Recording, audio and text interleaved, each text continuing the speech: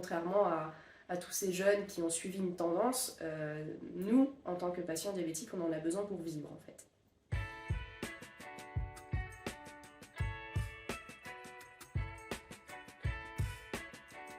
Je suis Gisèle, j'ai 30 ans, je vis en région sud et je suis diabétique de type 1 depuis l'âge de 6 ans, donc ça fait 24 ans. C'est un dispositif médical adressé aux patients diabétiques. Et en fait, c'est un petit objet qu'on va venir coller sur la peau, c'est souvent le bras, mais on peut le mettre à d'autres endroits. Mais c'est pas juste un petit patch mignon qu'on met sur le bras. Il y a une aiguille avec un inserteur automatique. Et du coup, cette aiguille vient au contact du liquide interstitiel, vraiment dans la peau. Et ça nous permet en fait d'avoir le taux de sucre dans le sang en temps réel, souvent via le téléphone sur une application mobile. Donc c'est un bijou de technologie pour les patients diabétiques parce que ça nous permet vraiment de comprendre notre glycémie, nos réactions et de pouvoir surveiller notre équilibre pour survivre.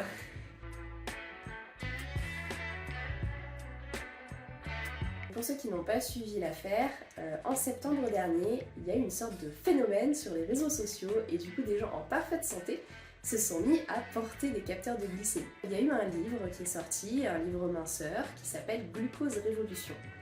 Alors Glucose Révolution, il donne la promesse suivante, limitez vos variations glycémiques et vous allez voir, c'est magique, vous allez mincir.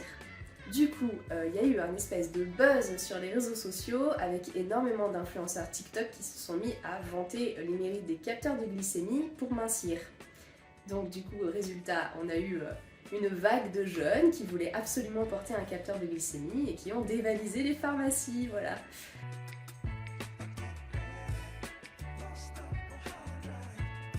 C'est un non-sens de vouloir porter un dispositif médical quand on est en parfaite santé, qui plus est quand il y a quand même une aiguille dans l'histoire. Et éthiquement parlant, c'est un scandale parce que le freestyle libre, en fait, déjà c'est un dispositif qui coûte très cher à la sécurité sociale. Ça a été vraiment une révolution pour les patients diabétiques. Et on a un nombre défini par mois. On ne peut pas en avoir comme ça à l'infini. C'est sous prescription médicale aussi, sous ordonnance. Nous, en été, régulièrement, on a des ruptures de stock sur le freestyle libre parce qu'en été, on va nager, il y a des problèmes de transpiration, etc. Donc du coup, ça arrive que les gens aient plus d'accidents avec leurs capteurs. Donc on en demande plus et donc ça fait des ruptures. Donc vous imaginez bien qu'avec une vague de jeunes qui ont voulu se procurer des freestyle libres parce que leur influenceur TikTok préféré l'a dit, ça a fait de très grosses ruptures. Voilà. Donc là, c'était vraiment très problématique parce que contrairement à tous ces jeunes qui ont suivi une tendance, nous, en tant que patients diabétiques, on en a besoin pour vivre en fait. Ce scandale, il me met un peu en colère parce que je ne pardonne pas aux gens qui ont lancé cette tendance. Pour moi, ceux qui ont lancé cette tendance, ils l'ont fait consciemment et ils ont ciblé consciemment les jeunes qui ont une faiblesse psychologique. Et aujourd'hui, on est dans une société où les gens ont une peur panique du rejet. Ils ont cette espèce de diktat de la minceur, ils ont besoin d'avoir un corps parfait, ils ont besoin de se sentir acceptés. Ils sont très influençables et ils ne réfléchissent pas. Or, il faut être réaliste, un capteur de glycémie, ça n'a jamais fait mincir personne. Avoir un capteur de glycémie, c'est juste avoir un dispositif médical qui va donner la glycémie, donc le taux de sucre, en temps réel. Ce qui va permettre à un individu de perdre du poids, ça va être de changer ses habitudes alimentaires, mais c'est pas le capteur de glycémie.